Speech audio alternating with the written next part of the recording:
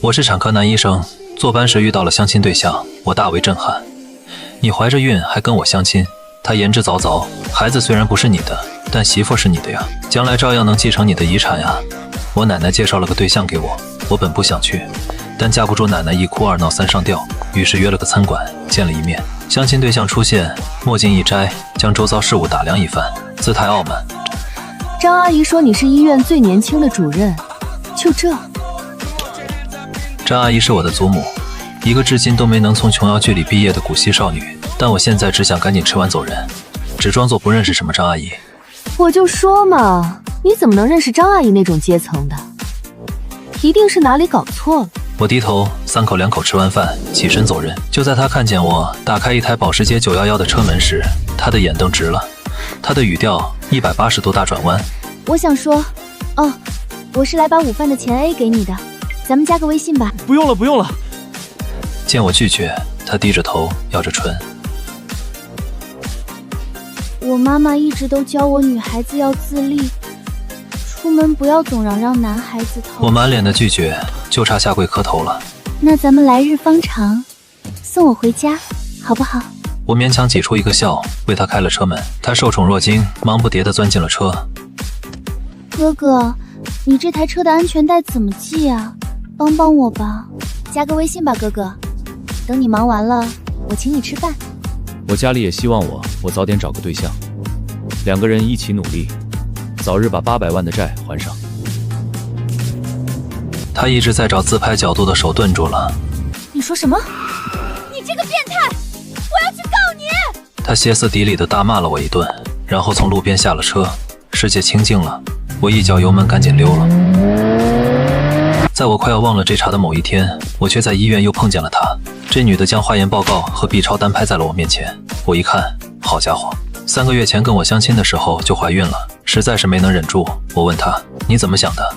怀着孕还跟我相亲？她比我还生气。你怎么想的？怀着孕还跟我相亲？你早说你是产科的，我见都不会见你。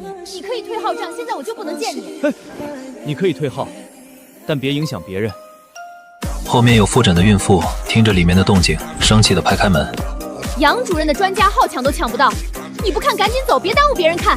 他努了努嘴，一脸委屈，凭什么让我走？我排队的时间谁赔偿我？凭什么让我走？我排队的时间谁赔偿我？他似乎是想到了什么，脸色转变极快，一屁股坐下说：便宜你了，现在请假跟我去领证吧。外头听墙根的孕妇越来越多，她们一个个眼睛瞪溜圆，最后挺着大肚子进来。你疯了吧？杨主任可是黄金单身男，多少小姑娘抢着要嫁给他，他不会跟你一个不自尊自爱的人在一起。相亲对象听到了关键词，赶忙揪住那个说：他都欠了800万了，他还黄金单身男？他是杨氏集团的继承人。对，我是农机总裁，现金流之王杨树根的孙子。如果我产科医生这份工干不好，我就要成为下一个在电视广告上面跳杨氏农机之舞的总裁了。他捋了捋头发，他看向我，眼神开始暧昧起来，一下子坐到了我的身边。哥哥，我孕期激素不稳定，脾气也大了些，说话不过脑子，你原谅我好不好？温丽丽，我建议你换家医院。哥哥，他一步步逼近，坐在我的身边，挽着我的胳膊，凑在我耳边。哥哥，你不用自己辛苦就能得到一个孩子，多少人都羡慕呢。我要这羡慕有何用？我要这羡慕有何用？我飞速写好病历本，开了检查的单子。出门左转付费检查，有护士导诊。再见。请。虽然没有血缘关系，但将来照样能给你养老送终，继承你的遗产呀！他拿着他3个月前的 B 超单，跑到医院走廊。你个大渣男，他管你叫爸爸，跟你姓，那你不该负责吗？这个医生是个提了裤子跑的渣男啊！我心一横，眼一闭，也没什么好失去的了。我举臂转了个手花，旋转跳跃，我闭着眼。老婆，我对不起你啊，老婆，这个孩子不能留啊！医生说大概率和我一样是神经病啊！这小伙子说的在理呀。你神经跟我的孩子有什么关系？又不是你的种。我站起身，拍了拍灰尘，冷静道：“那确实是跟我没什么关系，我还要上班，先走了。”听说你被医闹了，还要你喜当爹？下班时刚好遇到我的老同学何妙，挑了挑眉，忍着笑。嗨，小场面。我脸一红，嗨，小场面。我回头，声音有些发抖。何主任，你等会儿有事儿吗？我想请你吃个饭。何妙看了看表，我得接孩子放学了。我得接孩子放学了，改天吧。那我和你一起去接。我就是好奇，现在的幼儿园长什么样子？我跟着他的车来到了幼儿园，眼看着他们就要离开了，我再次发挥了不要脸的精神。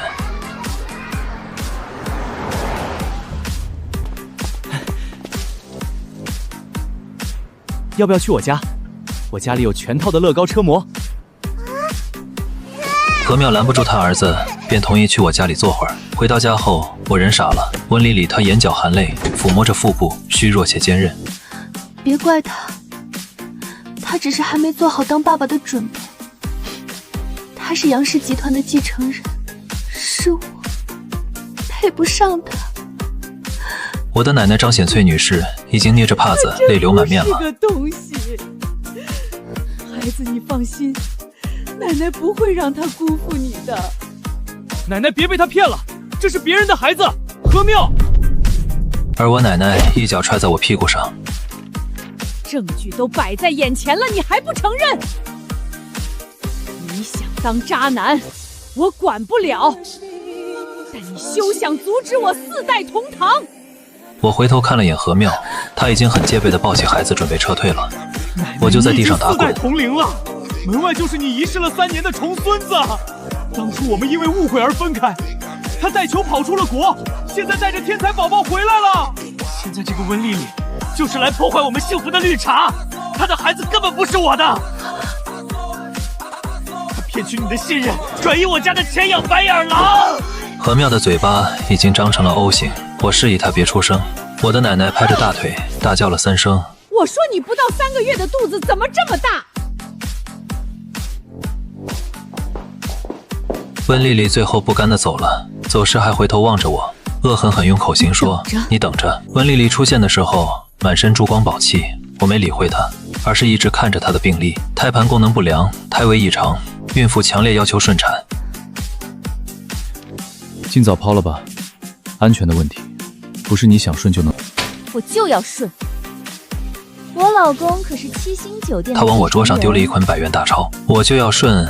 我老公可是女娲7星酒店的继承人，你现在帮他老婆顺产，往后还能少得了你的好处。我捂住了耳朵，大声告诉他：出门左转不送。7星酒店总裁的儿子，这个所谓的上流社会，之前一直想跟我拜把子。他不是欣赏我个人，而是看上了我有一个号称现金流之王的爷爷。想到这里，拨通了爷爷的电话。爷爷，上次那个孕妇你是怎么处理的？上次那个孕妇你是怎么处理的？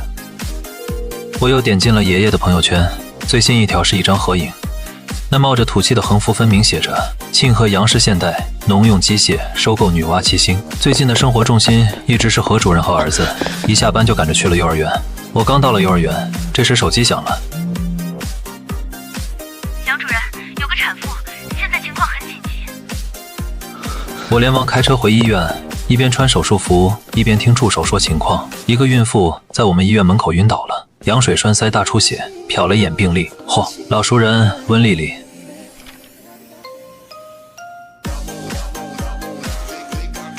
手术室透明玻璃外的观察室，医生和实习生挤得满满当当。我和这个临时组建的专家团队经历了接近20个小时的紧急抢救，产妇终于脱离了最危险的时候。我走出手术室，心里提着的那口气松了一下，结果两眼一黑，晕了过去。我挂着葡萄糖从医院宿舍醒来，看到了何主任担心的脸庞。我抬手看了眼表，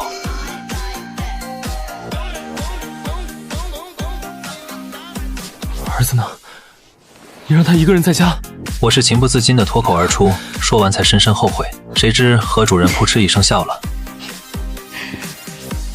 这么大的人不好好吃饭低血糖，还知道担心儿子。儿子有我哥陪着呢。下班了跟我哥吃个饭，他说他想见见你。何主任撂下这句话，掩着笑，步履轻快地出去了。我愣了好久，直到输液管回血，我恍然大悟。他是要带我见家人了吗？幸福来得太突然了。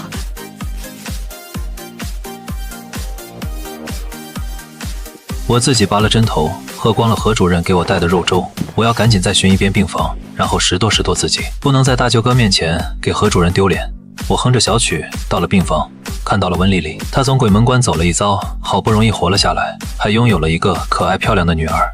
但她并不开心，那个我们费尽心思救回来的孩子被她的夫家嫌弃，不是儿子。那个很宠她的老公最后连面都没露，面无表情的跟班抽回手机，头也不回的走了。病房只剩李温丽丽嚎啕大哭。她哭什么？不都是她自己选的吗？不过这都不关我的事情了。我询问了病房护士，确定温丽丽彻底脱离危险，赶紧脚底抹油。我想我应该请个长假，白衣天使也是人啊，表彰和荣誉是集体的，老婆孩子才是自己的呢。想到这里，我打开了手机，点开家庭群，给家人们留言，安排带何主任回家见他们的事情。